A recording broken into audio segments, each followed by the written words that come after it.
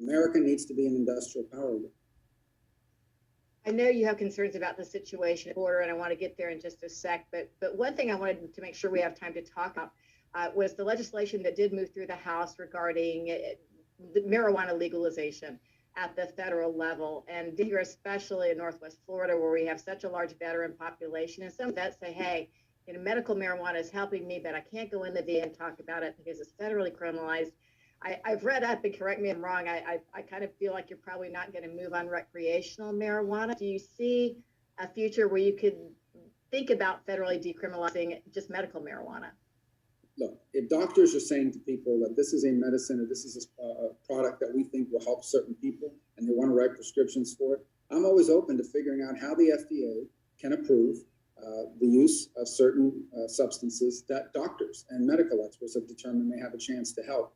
But that's not what people are talking about here. By decriminalizing it at the federal level, there's a way to carve that out and specifically target that without getting to the stage that they're talking about, which is let's decriminalize marijuana, because here's the problem with that. Okay, when you decriminalize something, the message you're basically sending people is it must not be that bad. We already have a substance abuse problem in America.